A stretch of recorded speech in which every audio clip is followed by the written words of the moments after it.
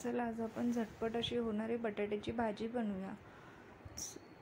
तेल गरम करायचं, त्याच्यामध्ये जिरं घालायचं, हिंग घालायचं आणि बारीक चिरलेला कांदा घालायचा। कांदा थोडासा परतून घ्यायचा। कांदा थोडासा परतला की टोमॅटो घालायचा।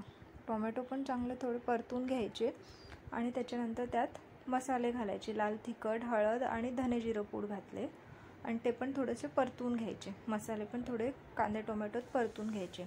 असे चांगले परतून झाले तेलामध्ये की आपला बारीक चिरलेला बटाटे घालायचे त्याच्यामध्ये।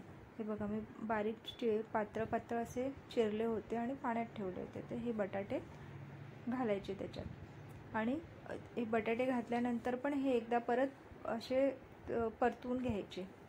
जो आपला मसाला आहे त्याच्यामध्ये परतून घ्यायचे। असे चांगले परतवून घेतले की त्याच्यामध्ये पाणी घालायचं। पातळ कापल्यामुळे ते काही लगेच शिजतात आणि झटपट भाजी होते। अगदी सरळ सोपी अशी भाजी आहे। आणि झाकण ठेवायचं आणि वाफेवर ते शिजून द्यायचे। आणि त्यानंतर थोडंसं त्याच्यामध्ये थोडे शिजत आले की मीठ घालायचं, चवीनुसार मीठ घालायचं। मीठ घातलं की परत झाकण ठेवून शिजू द्यायचे चांगले बटाटे।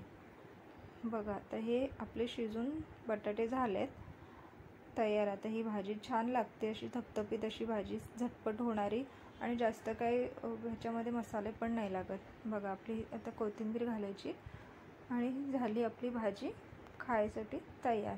नक्की करून पहा आणि नक्की सांगा कशी वाटते।